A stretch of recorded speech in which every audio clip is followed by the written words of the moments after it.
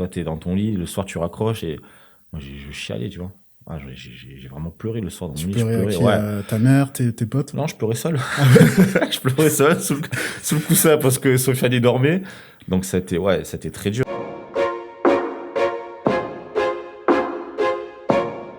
Bonjour, je m'appelle Gaël Vena, je suis un ancien footballeur professionnel et dans ce podcast, je vais donner la parole à des sportifs de haut niveau.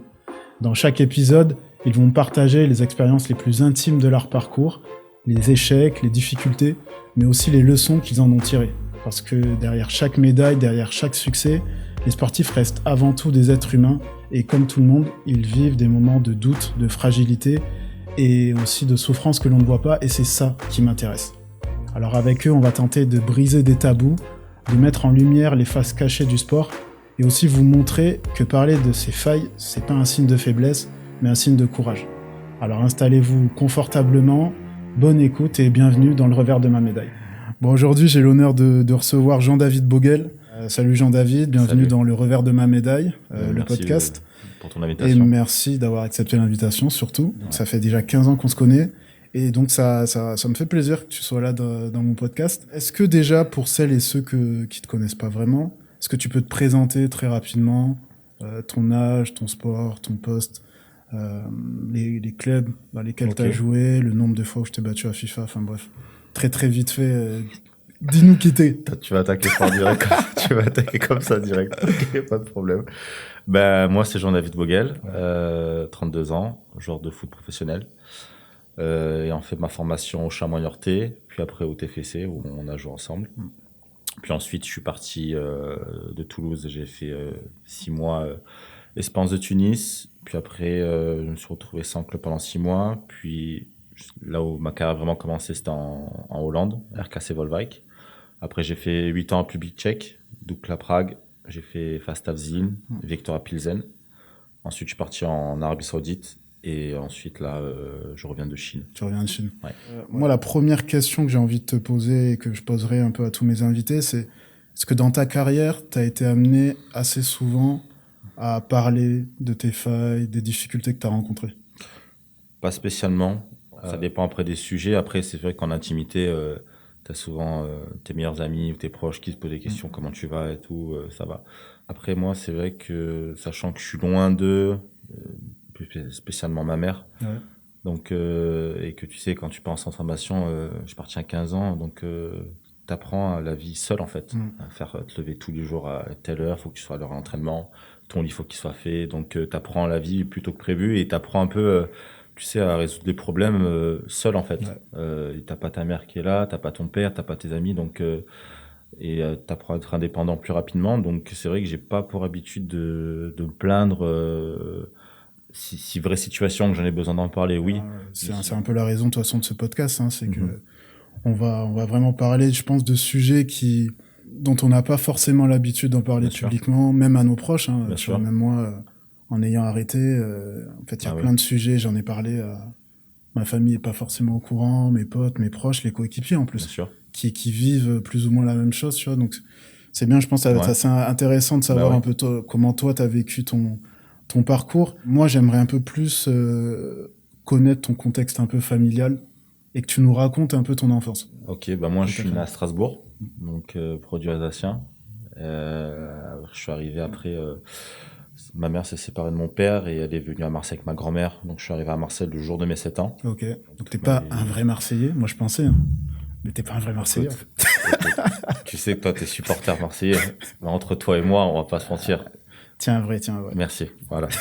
Mais mon premier ballon, je l'ai touché, j'étais à Marseille. T'étais à Marseille. J'étais à Marseille. Donc, je me considère plus Marseille, quoi. J'ai toute ma vie à Marseille, j'ai grandi à Marseille, j'ai joué ma première licence, c'était à Marseille, donc j'étais à l'OM à l'époque. Il y avait encore Ravanelli avec le maillot Eriksson, tu vois, donc. Vrai maillot, celui-là. Ouais, vrai maillot avec le col et tout, comme ça, tu vois, sur relevé. Donc, non, j'ai grandi à Marseille, avec ma grand-mère et ma mère où, j'ai pas eu une enfance, on va dire, ça n'a pas toujours été facile, mais j'étais un enfant hyper heureux, j'ai manqué de rien. Donc, à l'école foot, après l'école foot, première licence en Benjamin, à l'époque, parce qu'avant j'étais vraiment pas bon. Genre vraiment, des fois je croise des potes à moi, et je croise des potes à moi, j'ai dit franchement respect, je suis content pour toi. Mais comment t'as fait? que le Saint-Esprit. Comment, quelle étoile, en fait? Parce que À quel moment c'est devenu sérieux, en fait, le foot? c'est devenu sérieux à un moment donné où j'étais en 13 ans, je crois. Non, j'étais à l'équipe 2, c'était 13 ans, ouais. Non, 15 ans. Honneur, pré-honneur, pas niveau de fou, quoi. Ouais. Pas vraiment un gros niveau. Et en fait, il y a un match où on joue contre les Kazan DH. Et je sais pas pourquoi, me demande pas pourquoi. Contre les défenseurs, je les ai bouffés. D'ailleurs, il y a mes meilleurs amis qui aujourd'hui avec qui je suis c'est mon frérot. Et j'ai marqué 2 buts, passe D. Genre, je sais pas. Tu sais, des fois, c'est ton jour. Ouais. Et à la fin, l'entraîneur, il me dit, ce week-end, en gros, tu viens avec moi, quoi. Le week-end, 3 jours après, ça arrive, je joue, je marque premier but direct. Et après, ça a commencé, j'ai fini la saison avec le Kazan DH, où j'ai pas été trop mauvais. Et puis, il y avait eu les détections à Nîmes, où carrément, je me suis incrusté, alors que je devais pas y aller, c'était même pas prévu que j'y aille, et je me suis incrusté, il y a une place, ouais, vas-y, c'est bon. Et je suis parti avec un de mes meilleurs amis aussi, Thomas, on est parti ensemble, on a fait les détections, et c'était tous les mercredis. Ils me rappelaient, reviens la semaine prochaine, reviens la semaine prochaine. Et ils étaient intéressés, sauf qu'à un moment donné, il y avait un recruteur des Chamois-Niortais qui était là-bas, qui a appelé, qui a interpellé ma mère. Ouais, votre fils et tout, il est intéressant, il faudrait qu'il aille faire un essai. Et je suis parti faire un tournoi avec les moins de 16 nationaux. Donc t'arrives, moi j'ai joué encore il y a 6 mois, je jouais contre US, Batarel, Ouais. Uspeg, des clubs de Marseille. Du quartier, ouais. Ouais, et au final tu joues, t'arrives, il y a Lorient moins de 16, il y avait Limina en plus à l'époque. Ouais. Tu joues contre Bordeaux, tu joues contre waouh. Et j'arrive il y avait 5 matchs, mais je mets 3 buts je crois, 2 buts. Donc ils sont intéressés et après j'y suis retourné pour faire des essais encore sur une semaine. Et au final, et c'est à partir de ce moment-là où Tu t'es dit, en fait, il y a quelque chose à faire. ouais, c'est surtout eux, ils se sont dit ça. Ouais. Moi, j'y vais, je me dis, bon, j'ai rien à perdre, j'y vais, c'est une chance d'aller en formation. Qu'est-ce qui m'a poussé? Ben, c'est juste le fait que c'était mon rêve de devenir footballeur, quoi. Donc, c'était mon rêve, mais il y avait très peu de personnes qui croyaient vraiment en moi. Mon père, pareil, il m'engueulait parce qu'il me dit, ouais, regarde à l'école, regarde tes cousins et tout, au foot, tu peux oublier, ça y est, tu vois. Et ça, c'est vrai que c'est une phrase, ça reste, tu vois. Déjà, tu pars loin de chez toi. Ouais. Tu pars loin de ta famille, loin de Marseille. C'est surtout ça, en fait. C'est pour ça Ouais. que ça rejoint ce que je te disais. Ça a été très, très dur les 6 premiers mois parce que tu pars de chez toi pour aller à Niort, qui est pas une ville mignonne, hein. Mais c'est pas une vie, c'est pas Toulouse, quoi, tu vois. T'es loin de ta famille, le soir tu rentres pas, t'as pas. En plus, moi, au début, je partageais une chambre avec un ami, avec un coéquipier qui s'appelait Sofiane. Ok. T'es en internat, hein, c'est ça? Ouais, on est en centre de formation, ouais, c'est ça. Donc moi, j'ai pas ma famille. Tu sais, le temps que tu prennes tes repères, tu comprennes un peu comment ça fonctionne. T'es un peu perdu et à côté de ça, t'as tes amis, 15-16, tu commences à sortir, les premières soirées, les premières copines et tout, et te racontent, ouais, si, purée, trop bien, on a rigolé. Toi, t'es dans ton lit, le soir, tu raccroches et moi, je chialais, tu vois. Ah, j'ai vraiment pleuré le soir dans mon lit, je Pleurais à pleurais, qui, ouais. ta mère, tes potes? Non, je pleurais seul. Je pleurais seul sous le coussin parce que Sofiane y dormait. Donc c'était très dur. À un moment donné, il y a l'hiver qui arrive et j'arrivais pas. J'avais très très bien commencé. On joue contre Bordeaux, on gagne 2-1, je fais un gros match, je marque un but. Et après, tu sais, dans l'engouement, t'as toujours le moment où ça monte, et, comme t'es frais, et après ça retombe vite. J'avais pris du poids, l'hygiène de vie, tu sais, j'avais toujours. Tu te laissais un peu aller, quoi. Ouais, parce que j'avais toujours ma situation à Marseille où j'avais mon confort, je mangeais quand je voulais et tout, tu vois, donc tu sais, je réalisais pas forcément comment ça se passait. Et arrivé l'hiver, j'appelle ma mère en pleurant, je dis maman, ça y est, j'en ai marre, trouve-moi un lycée, je rentre et tout. Ah, tu veux rentrer? Ouais. J'ai dit à ma mère, Ok. vas-y, rentre, je vais me remettre vraiment à fond l'école et tout, tu vois, parce que j'avais plus ou moins délaissé. Même si je continue au Chamois-Niortais, hein. Mais là, j'ai dit, vas-y, foot, c'est bon, c'est pas pour moi, quoi. Et elle te dit quoi? Elle me dit, ok, mon fils, tu vois, t'as ton fils qui pleure, il est pas heureux, donc ce qui compte, c'est que tu veux qu'il soit heureux, donc au final, je rentre à Marseille, et pendant mes vacances, ça m'a fait un bien fou de revoir mes amis, d'être chez moi, d'avoir mon train de vie, et en fait, en voyant, pendant Noël, j'ai parlé un peu avec ma mère aussi, mes amis, ils m'ont dit, ouais, mais frérot, t'as une chance, regarde-nous, tous les matins, on se lève, on va à l'école et tout, et c'est vrai que, je me suis remis vraiment en question et c'est là où je me suis dit putain mais en fait t'as une chance inouïe de pouvoir être peut-être tu seras pas footballeur mais au moins déjà de vivre ça, quoi. ouais, de vivre ça, quoi. tu te lèves tous les matins pour aller jouer au foot. Tes potes, ils se lèvent à 7h pour aller en cours. C'est pas facile. Et donc, je me suis dit, ouais, réveille-toi, en fait. Ouais. Et c'est là que ça a commencé à un peu, ce truc de te plains pas trop, tu vois. Au final, enfin, t'as une chance. T'as le droit de te plaindre, on est humain. Mais regarde la chance que t'as. Et tu parlais de tes potes restés à Marseille qui, eux, vivent un peu la vie classique, quoi.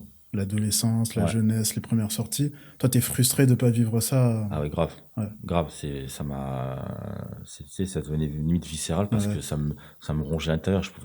Et parce que quand ils me racontaient, je voyais exactement la situation parce que c'est des moments que j'ai vécu avec eux. Ils me racontaient et tout. Bon, et encore, il y a la chance, il y avait MSN, donc tu vois. Mais c'était, c'est dur. MSN, c'était quelque chose, hein. MSN, c'était Ah, les vraiment quelque whiz, chose. tout ça. Les whiz à l'époque, quand ils disaient dehors et tout, ça whizait, mais bon. Non, et tout ça, donc c'était vraiment une période vraiment pas facile d'adaptation qui a été très compliquée, les 6 premiers mois. Et après, une fois que j'ai compris la chance que j'avais, que j'ai dit, bon, maintenant, mets-toi un coup de pied au derche et vas-y, quoi.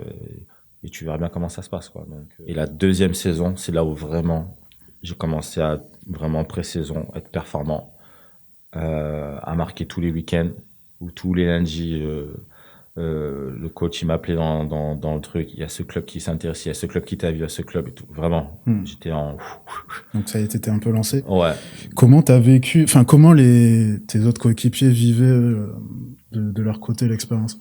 On rigole ensemble, mais le soir, quand t'es dans ton lit, t'es seul, tu vois, et c'est là où sais pas vraiment. tu sais pas vraiment, tu vois, tu vois toujours les mecs qui partent, toi t'es encore là, au revoir, ils rentrent chez eux, ils sont pas gardés, ils pleurent dans le couloir. À 17 ans, 16 ans, c'est très très dur, tu vois. C'est pas du tout facile. Je pense que tu l'as vécu aussi au TFC, tu vois. T'as de la compassion, mais c'est un peu ingrat. T'as de la compassion, mais tu te dis, ouais, mais moi, ça va, tu vois, je suis là. Mais au final, tu te dis, c'est un truc qui peut t'arriver aussi. Donc, il faut que tu te battes, en fait. Parce que, on va pas te faire cadeau. Clairement. Mais par contre, c'est vrai que j'ai la chance, c'était un club familial. Et je pense que de toutes mes informations, même si au TFC, on a beaucoup rigolé, ma deuxième année au champ, j'ai jamais autant rigolé parce que j'étais vraiment moi-même. Il y avait vraiment un lien de la première année qu'on s'est créé. Et comme on gagnait, tu sais, cohésion de groupe. Ça aide énormément. Donc, on partait dans les minivans avec l'entraîneur. C'était un plaisir. Ouais, même si on avait 2 heures, 3 heures de route, on mettait la musique, on rigolait et tout. Franchement, ça a été mes meilleures années. Tu sais, tu restes dans les chambres, tu parles jusqu'à 3, 4 heures du matin, tu parles de foot, c'était, non, tu franchement, des liens, ouais, franchement, de ce côté-là, des gens, des intendants, l'intendante et tout, enfin, c'était comme une maman à nous aider parce qu'on était loin, tu vois. Mais après, les coéquipiers, tu parles un peu, mais, tu sais, je pense qu'à 15-16 ans, tu peux encourager, mais je sais pas si tu as assez le recul et la maturité pour comprendre vraiment la situation dans laquelle ton coéquipier se trouve, une blessure, ça traîne, il n'arrive pas, il retrouve pas son niveau, un problème personnel, un problème familial, tu vois, il y a plein de paramètres à prendre en compte. Donc. Et est-ce que le fait, tu l'as peut-être connu à Niort, mais ça a peut-être été, on va dire, un peu plus intense à Toulouse, mais est-ce que le phénomène de la concurrence, parce que moi c'est quelque chose que je trouve qui est hyper intéressant et dont on parle peu, mais est-ce que ça aussi fait que tu cherches pas forcément à savoir comment vont les autres, tu traces ta route, quoi? Ben, en fait, c'est ça. Moi, je trouve que tu as 2 types de concurrence. Tu as la concurrence saine, où on s'entend super bien, comme moi avec Dooms, tu vois, Amadou au TFC. Mais je savais que c'était lui ou moi, tu vois. Mais on s'entendait super bien. Encore aujourd'hui, on s'écrit de temps en temps, on se félicite quand il y a un but et tout, vraiment. Et tu as la concurrence où tu sais que c'est limite, tu dis. Ouais, c'est toi ou lui. Non, mais tu dis s'il se blesse, ça m'arrange, tu vois. Ouais. C'est la vérité. Tu l'as déjà pensé? Ouais, j'ai déjà pensé. C'est pas que tu le souhaites, mais tu sais, des fois, moi, j'ai jamais eu de problème. Tu me respectes, je te respecte, je suis cool, j'aime bien mettre l'ambiance. Mais si tu fais le mec avec moi, que tu fais un peu mec hautain et tout, ok, j'ai compris. Mais par contre, tu vois, genre, je vais pas te souhaiter que tu marques un but, je vais pas te souhaiter, je suis sur le banc, tu vois, je regarde, je dis putain, j'espère qu'il va pas marquer, j'espère qu'il va rater. Alors qu'en soi, pour l'équipe, c'est mieux qu'il marque, c'est mieux pour tout. Mais toi, tu vois, t'es là, tu dis. Bah, le foot, c'est un sport quand même assez particulier. Hein. Tu joues en équipe, mais c'est très individuel. C'est pour toi. Quand tu signes ton contrat, t'es seul. Quand t'es pas gardé, tu vides ton casier, t'es seul. C'est pas l'équipe tes qui copies part, disent au revoir. T'en as à peine qui va dire bon courage, all the best. Parce que c'est vrai qu'il y a des matchs, il y avait un mec, je pouvais pas me voir. Je devais lui faire la passe. Je fais pas la passe. C'est débile. Mais sur l'instant T, quoi, je vais te faire un cadeau alors qu'on n'est pas potes et tout. Je préfère limite tenter moi, quitte à ce que je perde, ou alors attendre. Alors qu'en soi, des fois, c'est illogique de penser. T'as déjà vu vraiment des concurrences hyper malsaines dans tes clubs? Je voyais dès que ça, tu vois, ça se respectait, bonjour. Mais en gros, si maintenant moi, j'allais être sur le défenseur et que je lui mettais un coup, que je l'ai blessé, je savais que ça allait l'arranger, tu vois. Tu vois. Il y a un joueur, des fois, il venait me voir, il me dit, quand j'étais à Zine, quoi, il me disait, vas-y, tu vois, pense à moi et tout. T'es marrant, toi. Ça marche pas comme ça, tu vois. C'est fou, quand même. Ouais, mais après, ça marche comme ça. C'est le milieu, il est comme ça. Le milieu, il est comme ça. Donc, je trouve que c'est très, très rare que tu gardes, tu vois, le nombre de joueurs que tu rencontres dans ta vie, dans ma carrière que j'ai rencontré, c'est très, très rare que tu gardes une très, très bonne. Il y a des joueurs, je sais qu'on est très, très, on se parle et tout, on va se revoir après, tu vois, tout le monde s'écrit de temps en temps et tout. Mais je parle au niveau professionnel, hein. Sur le nombre de joueurs que tu rencontres, combien avec qui tu restes vraiment ami, il y en a très très peu. Toulouse. Ouais. Tu as la chance de jouer un match en pro. Ouais. Tu as des souvenirs encore de ça? Ouais, bah, Toulouse, j'ai tout. J'ai l'impression que c'est un film, tu vois. Ouais, Coupe de la Ligue. Coupe de la Ligue, donc il y a Dooms qui prend carton rouge contre Nice. C'est pour ça, des fois, les gens ne se rendent pas compte. La chance, il faut la provoquer, mais des fois, il faut vraiment que tu aies une chance, mais un cul, mais comme ça, genre. Dooms, carton rouge. Avec Pankot, blessé. Oumou Boulout, il arrive, il est parti avec la sélection. Et Emmanuel Rivière, claquage. Tu imagines quand même. C'est un truc de fou. Tout s'aligne. Tout s'aligne. Le lundi, il me convoque dans son bureau. J'ai jamais été là-bas, traverser le terrain pour aller là-bas, j'y suis jamais allé. J'y arrive et tout. Bonjour. Il me dit, comment tu te sens? Je dis, ouais, ça va. Même si j'étais mort et tout, ouais, ça va. J'étais obligé. Ouais, non, tout va bien. Ouais, t'es prêt? Ouais, tu te sens comment? Ouais, ça va, tranquille. Alors qu'en fait, je stressais de fou. Et il me dit, bon, bah, tu vas démarrer. Tu connais le schéma. Tu sais comment on joue. Tu as fait la prépa avec nous. Moi, ce que tu m'as montré et tout, la prépa, l'attitude et tout, ça me plaît. J'aime bien maintenant. À toi de montrer ce que tu vois. J'ai acheté 2 packs d'eau, frérot. J'ai acheté 2 packs d'eau. Les jambes en l'air, je le faisais 4 fois dans la saison. Là, je me prenais pour un pro, je me prenais pour Cristiano. Jambes en l'air et tout. Alors, temps pour dormir, c'est au moins 8 heures. Ok, d'accord. Des pâtes et tout. Genre, vraiment, je me suis dit, peut-être, ça va être la seule fois, il faut que je mette toutes les conditions. J'avais pas le temps d'aller au Capitole, faire une balade. Là, tu restes chez toi. Je reste chez moi. Voler baissé, je reste chez moi, je me mets en condition et voilà. T'arrives à dormir quand même? Et ça a été très compliqué. J'étais fatigué, mais l'excitation que j'avais en moi a fait que j'avais du mal à trouver le sommeil. Parce que on te dit souvent, on fait pas le match avant. Mais j'ai fait que ça. C'est un sujet de fou. Moi, j'ai jamais dormi les veilles de match. Mais jusqu'à ce que j'arrête, hein. Mais ouais, impossible. Jamais. Impossible. Toute la semaine, bien. Et le fait que tu te dises qu'il y a un match qui arrive, c'est comme si tu joues déjà le match, t'as l'adrénaline qui monte. Et je dors pas les veilles de match et je dors pas après. Ah ouais? Impossible. Moi, ça m'arrive quand c'est des matchs... à enjeu un peu? Ouais, au niveau. Quand tu sais que tu vas jouer contre un gros club, quand tu sais que... C'est là que ça m'arrive. C'est vraiment là où... Des fois, il est 2h du matin, t'es dans le lit comme ça, tu te dis, mais il faut que je dors là. Je dois dormir là. On se réveille là, je vais être KO sur le terrain.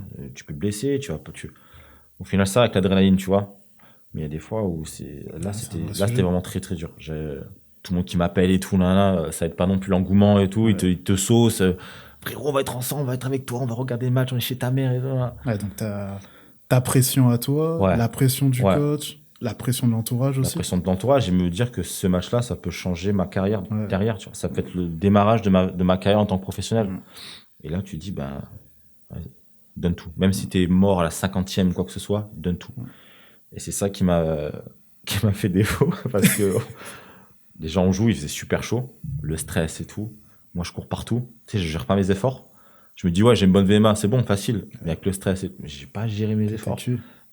Et bon, déjà, je me dis, si déjà je frappe une frappe cadrée, je suis content. Même si je taupe la terre, elle fait ça et tout, c'est une frappe. Tu vois ce que je veux dire? C'est une frappe, je suis content. J'ai ma stat, c'est bon. Frappe cadrée 100%, Boguel. Et là, je sais pas pourquoi, contre-attaque, Adri me donne une balle, topé. J'arrive à faire un bon contrôle. Je frappe, ça touche l'épaule, elle part en lucarne. Mais alors, j'avais jamais ressenti un moment aussi orgasmique. C'est vraiment le terme. Je peux même pas t'expliquer. Genre, je marque et quand je me dirige vers le poteau de corner, j'entends plus rien pendant 2 secondes. Ouais, t'es dans ton truc. Ouais, j'entends plus rien. Silence radio. Et là, je dis, putain, j'ai marqué. Là, tout le monde arrive, Etienne, tous et tout. Là. Et moi, dans ma tête, je sais qu'il y a ma mère, tout le monde, ma famille, tout le monde regarde le match, quoi. À Marseille. Donc là, c'était un moment, mais. Tu le regardes des fois encore, là Plus aujourd'hui, mais pendant la longtemps. saison où on était, je le disais pas, mais je rentrais, le soir même, le but, je sans mentir, je le regardais au moins 50 fois. Et à la mi-temps, je suis cuit. La mi-temps, hein. Alors que j'avais une VMA de mal. Frérot, j'étais cuit. Je me dis, on peut me masser tout. Casanova, il arrive, il dit, massage de quoi? Qu'est-ce que ça? Comment ça? T'es déjà mort, toi? Je sais pas, frérot, je peux, tu vois. On gagne à 1-0, s'il te plaît. Ça va, genre avec quoi, quand même, tu vois. J'ai marqué. J'ai marqué et tout, tu vois. Et dans ma tête, et c'est là où tu dis, c'est ingrat, parce que dans ma tête, j'ai dit, au pire, si on perd. Moi, j'ai fait mon taf. Moi, j'ai marqué.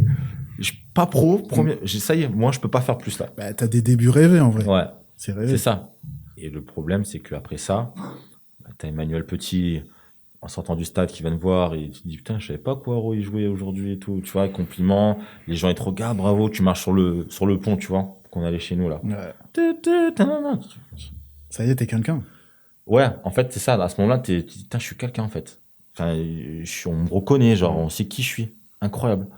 Et après, derrière, ça a été un cauchemar parce que j'ai un début de pubalgie. Je voulais pas le dire parce que potentiellement, parce que c'était 2 semaines après, je crois. Et Casanova voulait me faire débuter contre Caen. Sauf que ça part d'un bon sentiment. Ben oui, c'est pour ça en fait. Parce que je voulais serrer, je voulais pas. Sauf qu'à un moment, je savais pas moi que j'allais jouer. Je l'ai su après. J'ai une pubalgie. Tu forces un peu des fois. Mais là, toi, c'était impossible. Je pouvais même pas marcher. Je pouvais même pas. Je te jure, après le match, je pouvais même pas marcher. C'était. Tu sais, on s'entraîne sur les synthétiques la semaine. Tu joues les terrains gras, pêche David et tout là-bas, dans des patelins. Moi, avec ma grande taille et tout, ça m'a genre. Si vraiment je pouvais, je l'aurais fait. Et après ça, Après ça, pubalgie, ça traîne. Tu joues pas, t'arrives pas performant. Et au final, j'ai bien fini. J'ai quand même bien fini à la fin de la partie saison, mais le train est passé. C'est fou parce que à partir du moment où j'ai su que je t'ai pas gardé, c'est là où j'ai tout relâché et c'est là à l'entraînement où j'étais vraiment bon. Je pense que le fait de plus avoir ce stress, cette pression, cette pression de est-ce que tu vas te garder ou pas, maintenant je sais que je suis pas gardé, j'ai plus rien à perdre. Ouais. Je joue relâché et c'est là où j'étais c'est là où j'ai montré vraiment la meilleure version de moi-même. Ouais. Donc, comment tu vis toi ce moment-là? C'est franchement, ça a été très très dur. J'en ai pas forcément parlé, mais j'en ai pleuré un soir. On va croire que je suis une pleurnicheuse. Il pleure beaucoup, lui. Il pleure beaucoup à 16 ans. Si tu veux pleurer, pleure. Non, ouais, si tu vas pleure, ça fait du bien. Tu vois la rêve. Et c'était ça, en fait. Et en fait, je m'en suis voulu parce que je me suis dit, putain, j'étais à Toulouse, une ville magnifique. Un club où le coach, il fait confiance aux jeunes. Il t'a fait confiance. Et ça m'a fait mal. Ça t'a coupé un peu. Ça m'a fait mal. J'ai fait tout ça pour ça. Je suis parti depuis 15 ans. Mais tu le sais, en final. Tu sais que. C'est le jeu. Hein. C'est le jeu. Ton flambeau, donne ton flambeau et. Là, toi, tu l'apprends durement, quoi, en fait. Ouais. Comment tu rebondis comment?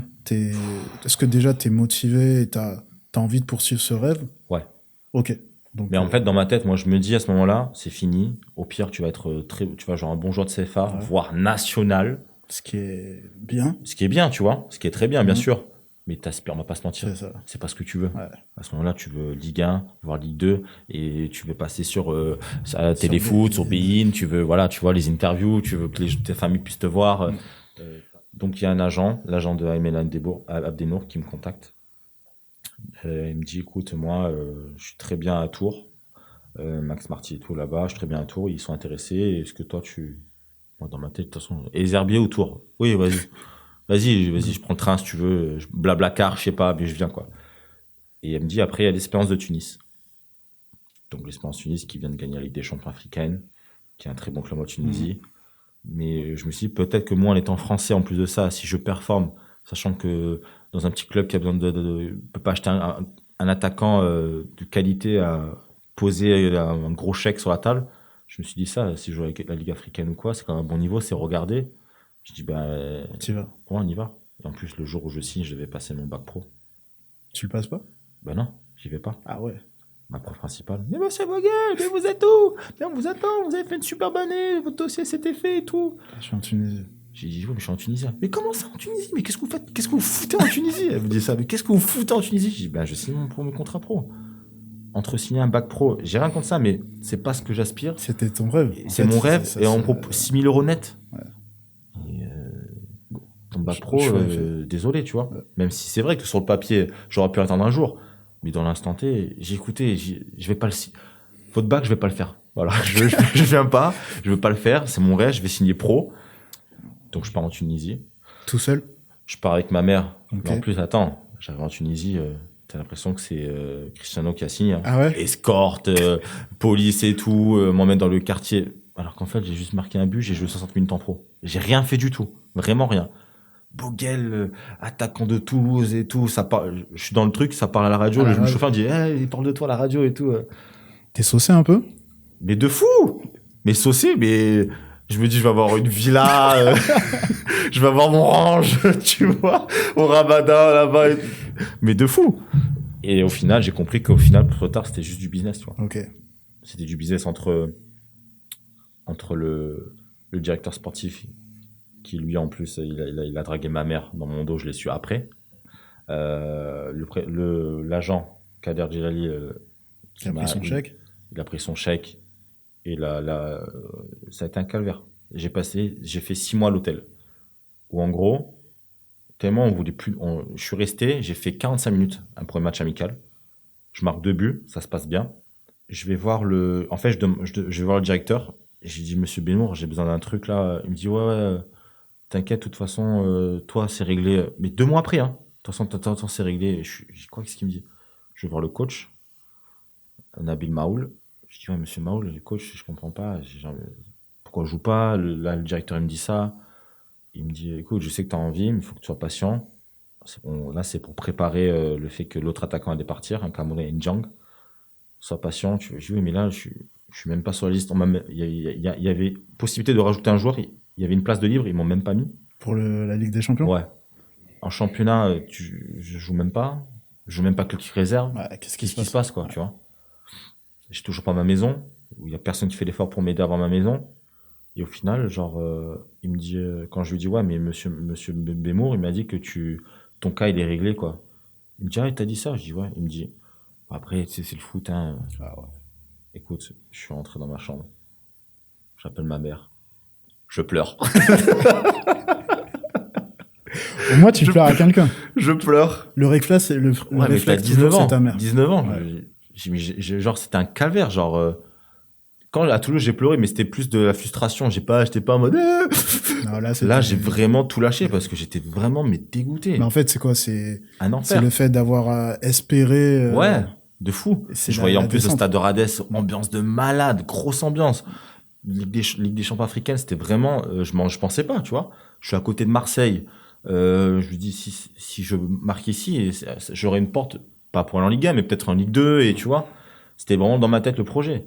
Et j'arrive, ça se passe pas du tout comme ça. Et pire. Et au final, résiliation 6 mois après, j'ai dû tout faire. L'autre, là, il est même pas venu m'aider. J'ai dû tout faire tout seul. Tout seul. Il est venu juste le jour pour prendre de signer et tout. Je l'appelle une semaine, pas de nouvelles. Au bout de 10 jours, je dis, bon, le mercato, il ferme bientôt, là, dans 3 jours. Oui, t'inquiète, c'est réglé. Ça sert à rien que tu m'appelles, je t'appelle. Il m'a jamais rappelé. Donc, toi, t'es là, je reviens, Pôle emploi, chômage. La vraie vie, quoi. La vraie vie, quoi. Tu retournes chez ta mère. Donc, au final, j'avais un peu laissé le foot de côté pendant 1 ou 2 mois. Parce qu'il fallait que je me vide la tête. J'avais la chance, j'avais ma copine à l'époque. J'avais mes meilleurs amis et tout. Donc t'es quand même entouré, t'es pas seul. Franchement, à vivre ça. J'étais de ce côté-là, bien entouré, ça m'a fait du bien. Pendant 6 mois, sans club. Il y a un agent qui me contacte. Il me fait faire des essais. Mais sauf que physiquement, je suis cuit. Je suis mort. J'ai rien fait pendant 2 mois parce que j'avais envie de le foot là. Ça m'a. Tu t'es vidé? Ouais. Là, il me dit de faire des essais, t'es bien. Ouais, ça va. Ouais, j'allais 2 fois à la salle et j'ai couru 2, 3 fois. Et j'ai un autre essai en Belgique. Le premier jour, ça se passe bien, pareil. Sauf que le jour d'après, on devait venir me récupérer à l'hôtel. Il y a personne qui vient. Donc j'appelle l'agent à l'époque, je dis ouais, Cédric, il y a personne qui vient me chercher. Il me dit comment ça? Je dis ben ouais, je suis à l'hôtel là. Mais je vais aller à pied, tu vois. Tu vois, je suis motivé, il y avait 30 minutes à pied, vas-y, j'y vais. Tu les as fait. Il faisait froid, je mets mes écouteurs et tout, vas-y, j'y vais à pied. J'arrive juste après le petit-déj.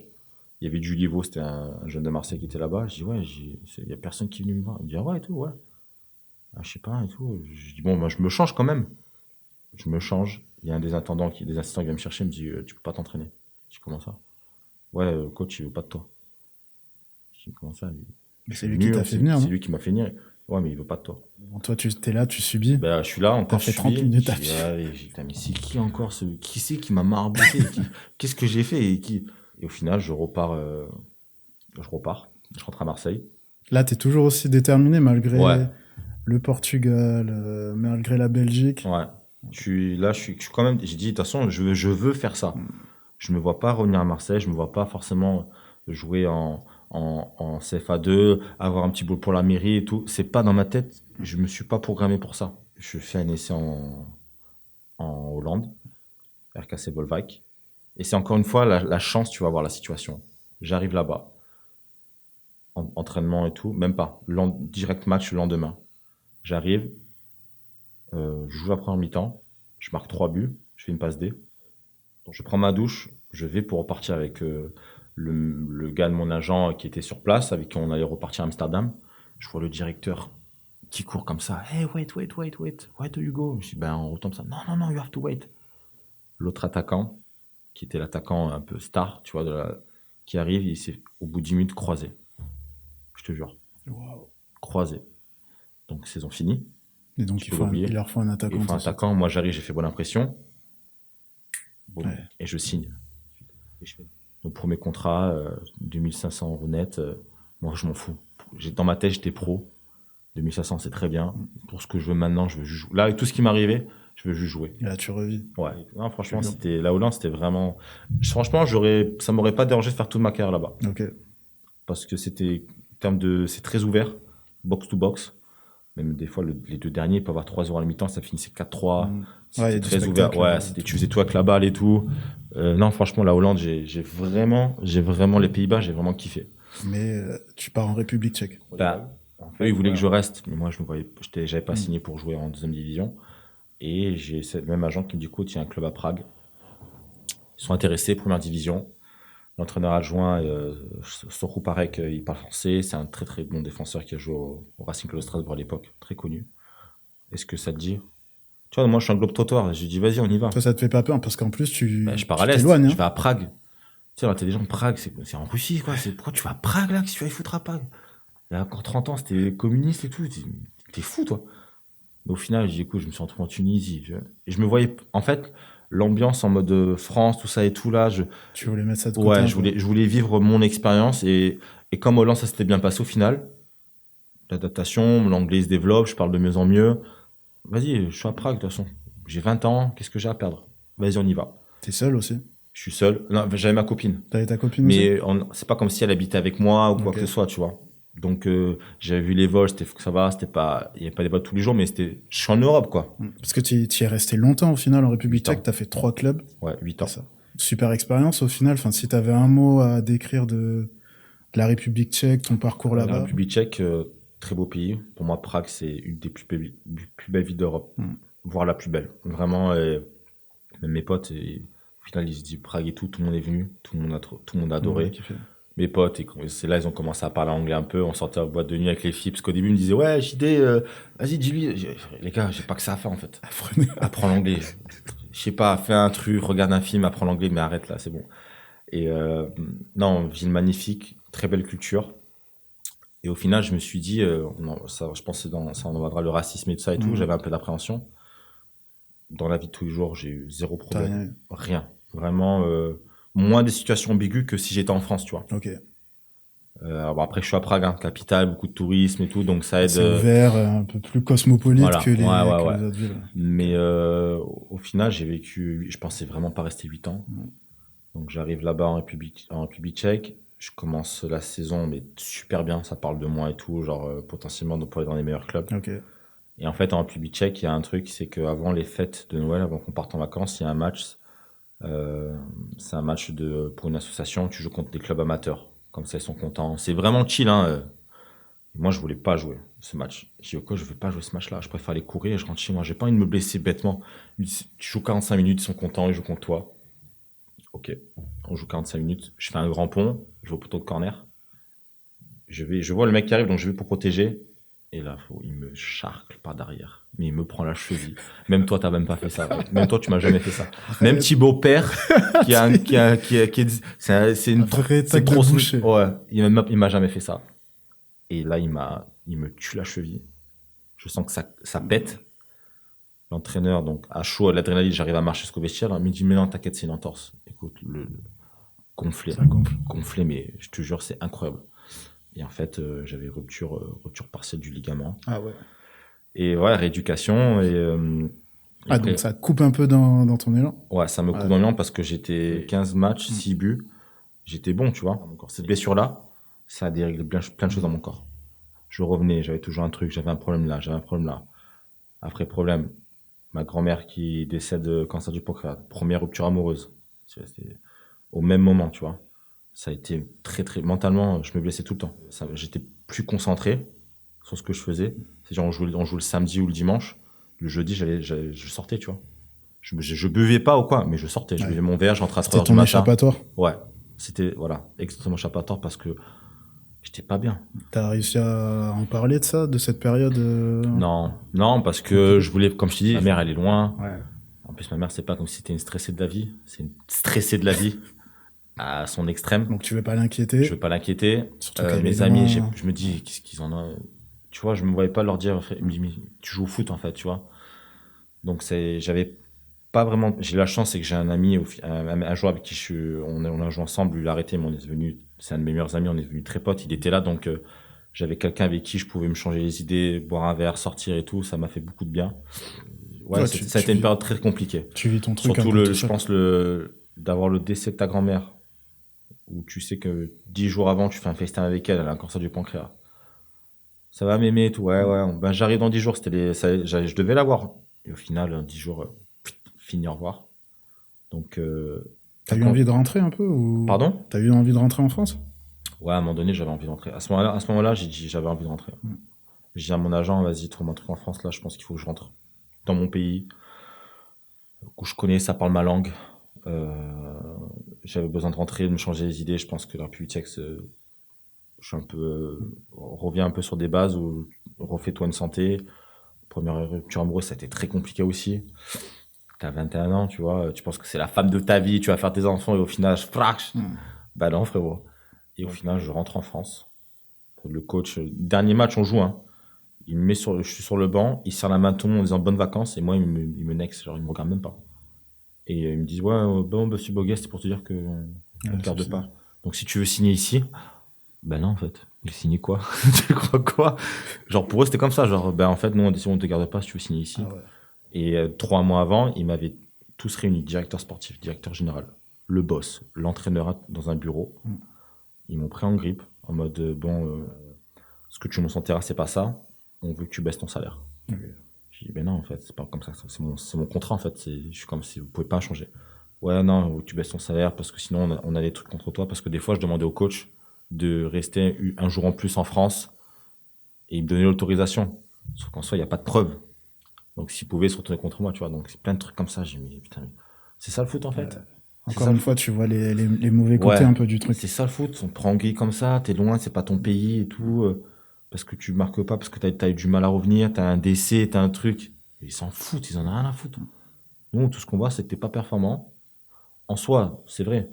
On a tous nos problèmes quand tu vas au boulot. Mais à un moment donné, j'ai pas eu un accident de voiture, j'ai un décès, en fait. Ouais. Donc, c'est pas. Ma grand-mère, elle a fait beaucoup pour ma mère, tu vois. Donc, qu'elle soit. Et j'étais vraiment dégoûté. Ouais, quand même assez mouvementé, ton expérience en République tchèque. Et puis, surtout le problème du racisme. C'est ça. Ce qui arrive. Et ça m'a tué parce que c'était dans une période où j'étais performant. Covid arrive. Ouais. Tu vois pas ta famille. Le championnat. Il y a trop de trucs ça a changé la vie de tout le monde, tu vois.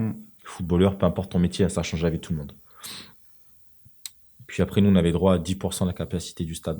Ok. On pouvait, voilà, avec test, PCR et tout. Donc on joue un match. Supporter, c'était une quarantaine. J'obtiens un corner sur le côté. Et je vais pour mettre la balle et je les regarde. Et là, je vois 40 personnes. Cris de singe. Donc tu les vois bien parce que t'es Comme proche. toi et moi. Ouais. Sauf que toi, t'es juste là. Moi, je suis sur le terrain. Toi, t'es là. Cris de singe dans ma gueule, en fait. Excuse-moi de dire le terme, mais vraiment, c'est vraiment le terme. Genre, je les affronte comme ça, tu vois. C'est quoi le truc qui te vient en tête quand tu vois ça? T'as envie de monter dans les tribunes et t'as envie de les dégommer, tu vois. Sauf que t'as une image à tenir. Ça va se retourner contre toi. Parce qu'il y aura des images. À l'instant T, j'ai envie de les massacrer. Vraiment. J'ai Donc envie c'est de tout les de suite la massacrer. colère. Ouais, sauf que je vais voir l'arbitre. Je garde la suite, je vais voir l'arbitre, je dis, vous avez entendu là. Ne me dites pas, vous avez pas entendu, vous avez entendu. Il y a 40 personnes dans le stade, vous avez entendu. Il dit, j'ai pas entendu. T'as pas entendu? Ok, t'as pas entendu. Et là, je suis sorti. Je suis plus dans le match en fait. On arrive à la mi-temps, je suis comme ça. Je suis énervé, tout le monde sait pourquoi. Tes coéquipiers, Il vient me dire Bogey, tout le monde a entendu. Ouais. Mes coéquipiers me disent Bogey et tout. J'arrête le match. Non, Bogey et tout. Allez, c'est pas grave. Ils viennent me consoler. Tu vois, ils essaient de. En fait, deuxième mi-temps, j'ai une occasion face à face où je la mets. Toi, tu la mets 100 fois. Je tire sur le gardien. Je suis plus concentré. C'est fini. Et là, je commençais à perdre des balles. Je commençais à tirer dans le ballon là-bas. Ouais. Tu vois, ça commence à monter. Et je dis au coach, franchement, il l'a vu. Il m'a sorti. Je vais dans les vestiaires. Je casse tout dans les vestiaires. Je pleure de nerfs parce que je me dis, moi, je suis là pour jouer au foot. L'arbitre, pas de soutien, rien. J'ai l'impression qu'il s'est rien passé, tu vois. J'ai l'impression, limite, on me caillasse devant tout le monde, les caméras, il s'est rien passé. Et c'était pas la première fois que ça arrivait. J'avais déjà vécu ça plusieurs fois. mais Mais là, jamais directement. non, En fait. à ce point-là, parce que quand Ouais. tu es dans un stade où tu as 20-30 000 personnes, t'entends un peu, Tu mais vois pas tout. là, je les ai vus en face à face. Ouais. Donc, ça a été ultra violent. Donc, je me dis, je dis, je n'ai rien à foutre, je vais en parler, mais quitte à ce qu'être lourd, à ce que c'est bon, arrête de plaindre. Non, je vais en parler, en fait. C'est pas possible. Ça peut Tu pas t'es être- senti écouté par. Au début. Ouais, parce qu'en fait, j'ai beaucoup parlé sur Twitter. J'ai mis des images et tout, là. Et les images, tu l'entends. Tu peux pas dire c'est pas vrai et tout. Le président vient me voir, les mecs, ils essaient de me dire. Et je dis, non, les gars, arrêtez, vous pouvez pas comprendre. Je vous en veux pas. Mais Ce qu'ils voulaient quoi en fait? ils voulaient te juste faire qu'ils comprendre. me disent, écoute, c'est arrivé, c'est pas grave. Ça va passer. Ouais. Mais pas, ça, c'est trop important. Et je suis à un moment donné, j'ai fait une réunion dans le vestiaire. J'ai dit, les gars, ça me touche, mais arrêtez de me dire, c'est pas grave, t'inquiète, on va faire. Vous pouvez pas comprendre. Ce que je ressens là, toi, personne peut le comprendre ici. Malheureusement, vous pouvez pas. Arrêtez de me dire que ça va le faire, que c'est très grave ce qui s'est passé. Mais eux, ils comprennent, justement, tu sais, ils pouvaient pas, dans le sens où ils avaient Tu la leur en veux, compassion. mais tu leur en veux pas. Ouais, voilà, c'est ça. Mm. Et j'ai dit, les gars, c'est très grave. Moi, je vous dis là, et pendant 3 jours, je parle à personne. L'entraîneur, il m'a dit, reste à la maison pendant 2 jours. Et là, clairement, je voulais me barrer. Je te le dis, je voulais vraiment me barrer. C'était sûr, j'en avais parlé avec le deuxième entraîneur après, parce qu'il sentait que j'étais plus dans le truc. Il me dit, ouais, comment tu te sens? Je dis, moi, je veux partir. Ça y est, je peux pas. Pas de soutien, rien. J'en ai parlé encore, j'ai fait des interviews encore et encore. Et le président me dit, écoute, si tu restes l'année prochaine et tout, ce serait bien que tu restes parce que il va y avoir une campagne. Tu vas être en tête de gondole, entre guillemets, ça va parler et tout. Que dalle. Ouais, c'est Il n'y a rien eu. Et c'est pour ça que je me suis dit à ce moment-là, bon, j'ai bien compris qu'il n'y aura pas de soutien. J'ai dit, je vais faire tout ce qu'il faut. Tu sais, j'ai revanche. Tout ce qui m'est arrivé depuis. Toulouse encore, c'est pas pareil, mais après, Tunisie, nanana, ça, tout ça. Donc là, on m'a jeté comme une chose. J'ai dit, là, je vais tout faire. Je me plains pas, je joue à fond, je suis focus et je pars par la grande porte et merci, au revoir, tu vois. J'avais un thème à aborder aussi avec toi Vas-y. avant de finir, c'est l'argent. T'es parti jouer en Arabie Saoudite après ça, la Ouais. Chine. Ouais. Ça a été un motif clair pour toi ou est-ce que le foot, le niveau de jeu, la performance, ça restait hyper important pour toi? Quand je finis à Pilsen, la saison, Mm. on est qualifié pour jouer avec des champions. Ligue des champions, c'est le Graal. grade. Des champions, la musique, tu joues les gros stades et tu joues le mardi. Enfin, tu sais comment ça se passe. Je me suis dit, ok, d'accord. Donc maintenant, là, tu as le choix du roi. Tu vas avoir plein de clubs. Ça, je le savais. C'est quoi le mieux? Ta carrière avant, est-ce que tu as assez gagné? Est-ce que tu as assez mis de côté pour pouvoir Je gagnais, mais à Pisan, je gagnais, mais ce qui est très bien, mais je gagnais 15 000 bruts. Mais comme on gagnait tout le temps, j'avais de très bonnes primes, je pouvais monter jusqu'à 30 000. Ce qui est très très bien. Mais pour moi, ce que je veux après ma carrière, ma mère, mettre à l'abri, pouvoir aider mon frère, ma soeur, tu vois, il y a plein de trucs, c'est pas ce que je voulais. Et j'avais pas fait une carrière qui me permettait aujourd'hui, comme si j'avais gagné 100 De k tout par mois, arrêter, rien et au faire. final, je me dis, bon, je peux continuer ce côté sportif. Et je me suis dit, le plus important, c'est ce qu'il y a après sur mon compte bancaire à la fin de ma carrière. Et en plus, on avait une poule, ils ont joué contre l'Inter, ils ont joué contre Barça, contre Bayern Munich. Donc j'aurais pu jouer contre ces 4 clubs. Mais d'avoir le maillot de Lewandowski dans mon dressing, trop bien. T'as une histoire, t'as les images à me passer, mais après, derrière, et aujourd'hui, honnêtement, je te dis la vérité, j'avais, j'avais un Saint-Etienne qui descendait de première division. Il y avait potentiellement Brest et Clermont. Et c'était 400 000 bruts, tu vois. T'as l'Arabie Saoudite qui vient avec 1 million net. J'ai même pas réfléchi. Ouais. J'ai même pas réfléchi. En plus, c'est comment ça, après, il y a la vague qui est arrivée, Nani, Ronaldo, Benzema. Donc, j'ai même pas réfléchi. En fait, de là où je viens, ma mère, elle a fait Emmaüs, on a fait les restos du cœur, elle a fait les ménages. Je pouvais pas cracher dessus, en fait. Enfin, je trouve que tu as une façon de penser qui est assez intelligente. En fait, on se rend pas compte, on se dit que les sportifs, notamment les footballeurs, ils ont énormément gagné dans leur carrière et donc forcément à la fin, ils ont encore les comptes pleins, mais c'est pas toujours ce qui arrive, tu vois. Ben, je crois que c'est une stage, c'est Frédéric Déhu qui m'avait donné un livre où j'avais vu que 75% des footballeurs, dans les 5 ans, ils sont. Ils sont cramés. Ouais, c'est énorme. Mm. Quand tu vois qu'il y en a qui gagnent des millions, enfin. Et au final, je me dis, mais toi, ça va vite. En plus, l'année, elle passe de plus en plus vite. Ce que tu veux après pour ta famille, tes futurs enfants, il faut que tu. C'est maintenant, en fait. Les salaires que je vais avoir maintenant, gagner 100 000 euros net par mois, il y a de grandes chances que je ne gagne plus après le foot. Tu vois? Sachant qu'en plus, là, maintenant, j'ai fait 3 saisons en Arabie, c'était très compliqué. Côté sportif, c'était une catastrophe. Extra sportif, catastrophe. Vraiment, genre un cauchemar.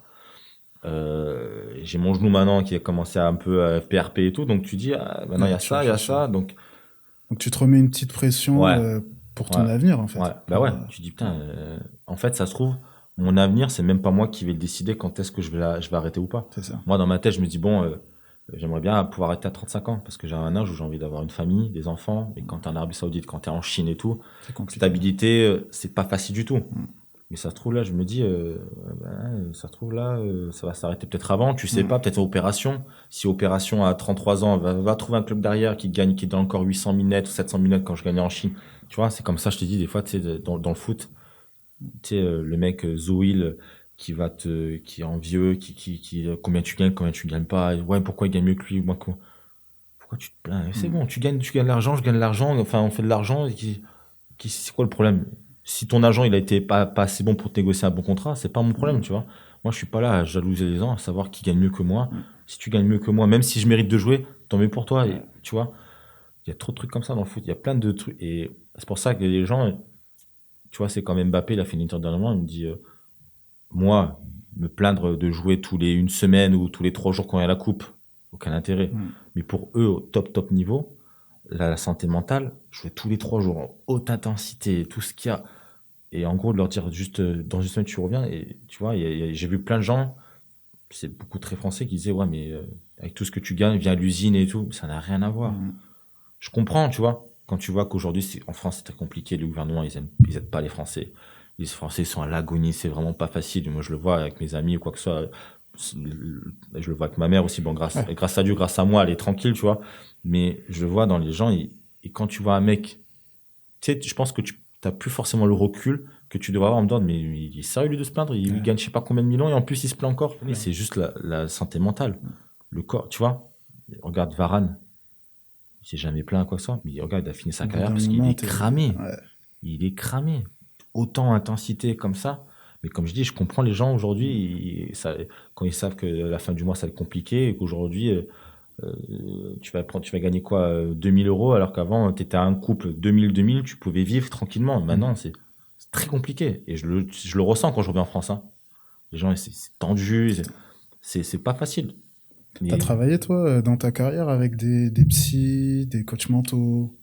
Non, à Toulouse, juste avant quand c'est la période de Gambardella, mais j'ai jamais eu besoin, même mon agent, Olivier, il me dit à chaque fois, ouais, je vois qu'il essaie de ce que tu as besoin, j'ai jamais besoin parce que, alors je sais pas si c'est une qualité ou pas, mais j'arrive toujours à me remettre en question, j'arrive suffisamment à prendre de recul sur chaque situation et de trouver la solution par moi-même. C'est ce que je te disais quand t'as 15 ans, tu vois. Au final, t'apprends tout seul. Ouais, c'est un réflexe. Ouais, c'est un réflexe. Donc, après, attention, il y a des situations où je me dis des fois, bah, peut-être là, t'aurais peut-être besoin, ou peut-être que là, mais au final, peut-être qu'à un moment donné, j'aurais peut-être dû en avoir un, tu sais, tu te poses des questions sur l'après-carrière, comment ça se passe. Moi, ça me fait pas peur.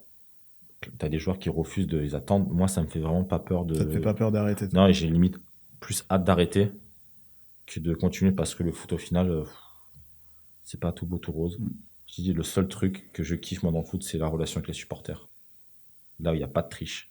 Mais après, c'est un monde d'ingrat. Et t'as vu l'histoire un peu de ma carrière, au final. Ouais, tu dois être un peu fatigué, un peu lassé. Ouais, et quand tu regardes des mecs comme Cavani au PSG, des mecs comme Suarez au Barcelone, des top joueurs, comment ils se sont fait jarter comme des, excuse-moi du temps, comme de la merde. Tu vois, donc c'est un business foot. Ouais, et puis même à travers ton parcours, en fait, tu dois être juste fatigué, quoi, mentalement. Ouais. Je suis fatigué, mais après, comme je te dis, je me plains pas. Ouais. Enfin, j'essaie de moins j'essaie d'être fort, de pas trop monter parce que j'ai un caractère, donc j'ai un gros mental, et j'essaie de pas trop tu vois, quand tu vois tes amis qui ils galèrent, j'en ai un qui est dans les fruits et légumes, il se lève tous les jours à 4h du matin, tout le temps. Des fois, il rentre à 8h le soir, il est fatigué. J'ai un de mes meilleurs amis avec qui on s'associe, il fait du gros œuvre et second œuvre. Il fait des trucs pas faciles, tu vois. Vraie journée, ouais. Et au final, j'essaie de pas trop me plaindre, de pas trop leur montrer que moi, ma vie, c'est pas facile, alors qu'en fait, ça va. Par rapport à d'autres, ça va. Comparé à d'autres, tu vois. Et ça m'a aidé aussi à quelque part à essayer de me motiver aussi. Est-ce que tu veux aussi avoir la même qualité de vie, ou tu peux avoir peut-être mieux, ou te faciliter l'après-carrière. Peut-être que je vais devoir travailler, mais te faciliter l'après-carrière, ou commencer ta vie dans de meilleures conditions après le foot, tu vois. Si tu devais donner un peu un conseil à un jeune qui va se lancer dans le sport de haut niveau et qui va sûrement aussi passer par les mêmes galères que toi, ça serait quoi? Il faut être super bien entouré. Je pense que l'entourage aujourd'hui, c'est hyper important. Moi, j'ai la chance d'être bien entouré, que ce soit par ma famille, que ce soit par mes amis, l'agent. L'agent, c'est un atout. Mais il faut qu'un jeune comprenne que il faut qu'il soit prêt à avoir le goût de l'effort pendant presque 15 ans de sa vie. Remise en question où c'est pas parce que tu as signé, ou c'est pas parce que tu as fait un match, tu sais comment ça se passe jouer à 16 ans, t'es bon tout de suite. Ouais, pourquoi je joue pas? Pourquoi? Tu sais comment ça se passe. Oui, il va falloir que des fois, il va falloir que tu sois patient, c'est pas ton moment. Ouais, que tu acceptes l'échec. Que tu acceptes que ça se passe comme ça. Ouais. Et au final, c'est pas plus loin parce que du coup, tu vas te retrouver dans une situation où tu vas devoir te remettre en question et au moins le jour où ça arrive, tu es prêt et c'est ton moment et il n'y a personne qui va t'arrêter. Et c'est ce qui va arriver à mon niveau, attention. C'est ce qui m'est arrivé, j'étais prêt en fait. Il y avait tout qui était voyant, c'est mon moment, c'est mon prime. Il n'y a personne qui va emmener ce moment-là. Donc il faut que tu saisisses ça. Et il y a aussi le fait je trouve que ce qui manque dans le foot, c'est l'éducation financière. Je trouve que c'est un point hyper important. Parce que un môme qui gagne stagiaire pro aujourd'hui, peut-être tu gagnes un peu plus que nous avant, peut-être, tu vois. Tu as gagné quoi, 5 000, un truc comme ça, mais c'est déjà beaucoup d'argent. Ce qui est énorme, bien sûr. Ouais. Mais quand aujourd'hui, tu peux gagner 20, 30 000. Et je trouve que dans le foot, dans la transformation, il faudrait qu'ils y mettent ça, l'éducation financière, à tout de suite ce que les joueurs investissent. Moi, je l'ai compris sur le tard par mes fréquentations qui ont fait que maintenant, j'ai envie d'investir, je m'intéresse à plein de choses pour préparer l'avenir. Mais si j'avais pu le faire bien avant, vraiment pousser, je trouve que c'est un point hyper important. Ouais, mais je te rejoins totalement, parce qu'en plus, ça va amener quand t'es assuré financièrement, ça t'évite des périodes difficiles, d'instabilité, de dépression des fois, de tomber dans des addictions, dans l'alcoolisme et tout, etc. C'est exactement ça. Donc, oui, parce que t'as des joueurs, dans les jeux, dans les trucs, tu sais pas. Et tu sais, quand au moins, demain, comme tu dis, t'as pas de club ou quoi, ça limite la casse, t'as ça de réservé, t'as acheté ton premier appartement, tu peux te faire plaisir, ce qui est normal. Mais il y a des trucs, c'est question de timing, quoi. Bah écoute, merci, c'était un super moment, j'ai trop kiffé parce que c'est marrant parce que on a passé beaucoup de temps ensemble et c'est fou, en fait il y a plein de trucs que je savais pas, tu vois.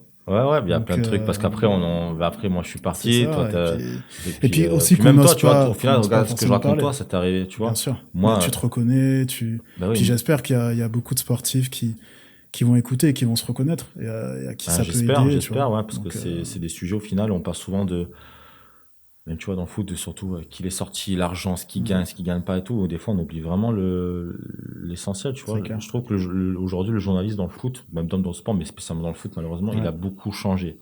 On parle plus de ce qui se passe hors foot que foot. C'est pour ça maintenant il y a des podcasts. Je trouve que c'est bien qu'il y ait des youtubeurs et toi aussi que maintenant t'en fais partie, qui prennent le temps de parler en inside vraiment de la vie d'un, peu importe le sportif hein, que t'auras. Je trouve ça c'est hyper intéressant. Je trouve ça cool, tu vois. Écoute, merci pour ta sincérité. En plus, t'as pas balancé trop de dossiers, donc ça, c'est cool. Non, je voulais, hein. Je voulais parler de ton gros orteil, là.